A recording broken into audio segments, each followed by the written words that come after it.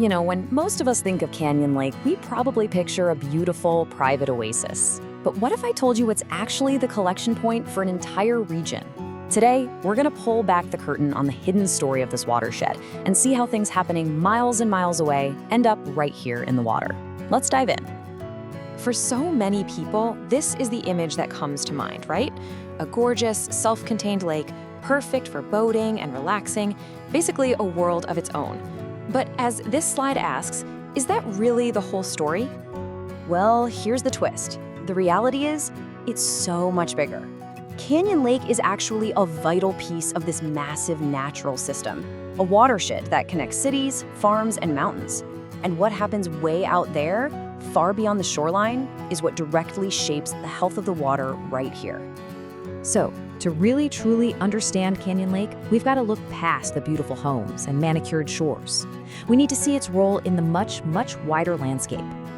Okay, here's the key idea. The lake isn't isolated at all. Nope. It's a reservoir sitting right in the middle of the San Jacinto River, and that means it's basically a giant catch basin for a huge drainage area.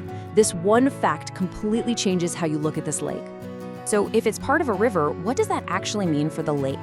Well, it all comes down to this idea of a watershed, and Canyon Lake's really important place within it. It's a pretty simple idea, but it's incredibly powerful. Just picture a giant bowl.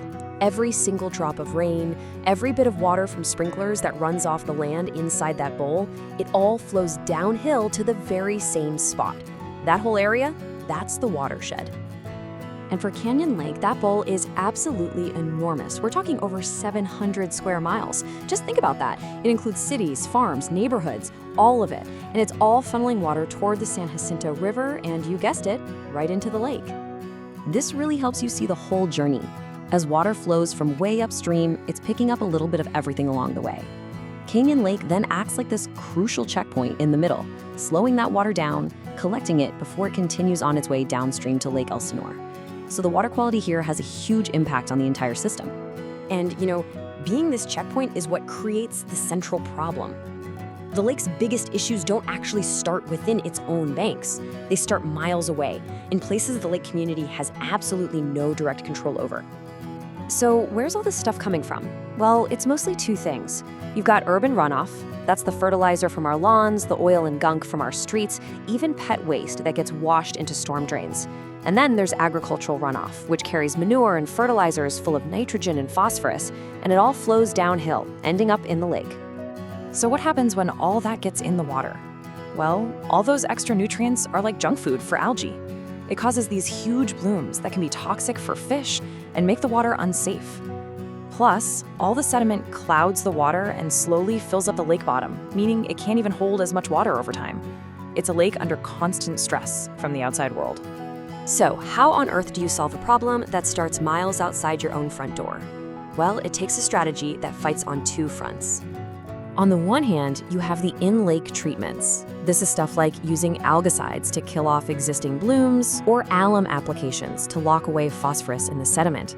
But as the slide says, these are basically just reactive band-aids. They treat the symptoms. The real long-term solution is all about upstream prevention, educating the public, building better stormwater systems, and promoting smarter farming to stop the pollution at the source. And really, this quote says it all.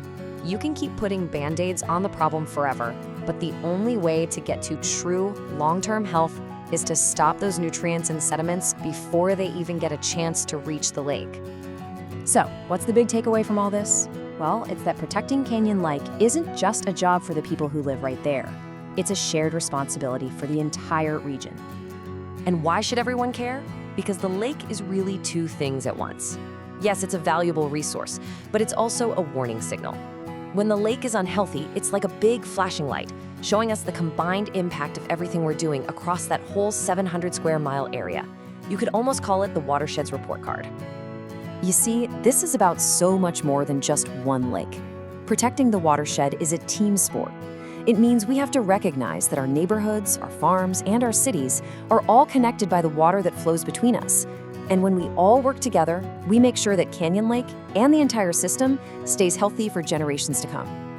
And that kind of leaves us with one final thought. You know, whether it's using a little less fertilizer on the lawn, fixing that small oil leak in your car, or getting involved in local cleanups, the health of our water really starts with these small actions that have a ripple effect. So the real question is, what's one step our community can take to protect this incredible resource we all share?